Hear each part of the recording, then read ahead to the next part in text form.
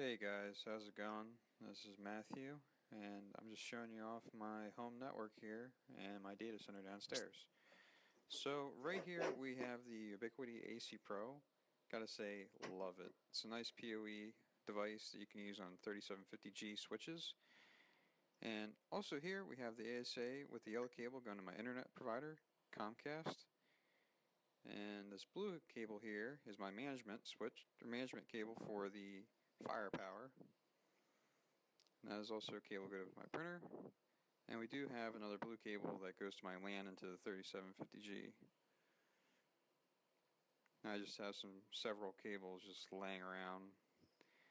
And to manage the Ubiquitis I use the Cloud Key, which in a later video I'll show you that I'm moving that over to a virtual machine. And if we see these two cables here too, they go somewhere else. I wonder where they go.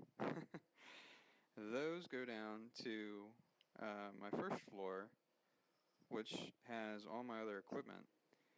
Now, just to point out too, for the stacking here, I have two stacking cables for redundancy with my switches. That's for when I have like different things up at my top floor, like different computers, or we're doing like a LAN party or something. But when we go downstairs, we'll see the data center that's down here. Once I get the light on and we open up the cage.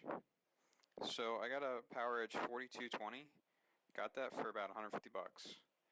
It's a 42U rack server from Dell. And you can see it's pretty tall. It's about, I would say, 6.5, 7 foot tall. So it's pretty big.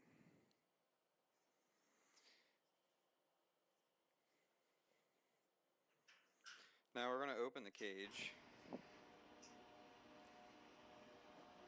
And you can see right now I have an R710. I have the front bezel for it as well. This one was kind of hard to get off, and I had them send me another one, and that was hard to get off too. So I guess there's something wrong with like the front part of the R710 that holds the bezel in. I do have a DRAC card in it. It's a remote access card, so I can actually, with that ASA, I VPN in, and I can get to any devices on my LAN there, and then I can virtual machine into anything else. So, just going through some of the settings, you notice the temperatures and how much watts I'm using. It's not really that bad actually, and that's why I upgraded from the 2950 to the R710. So as you can see here, I have a row of 6 hard drives. I'm not running any core appliances or anything, so they're just regular 7200 RPM drives, and they're about 500 gigabytes each.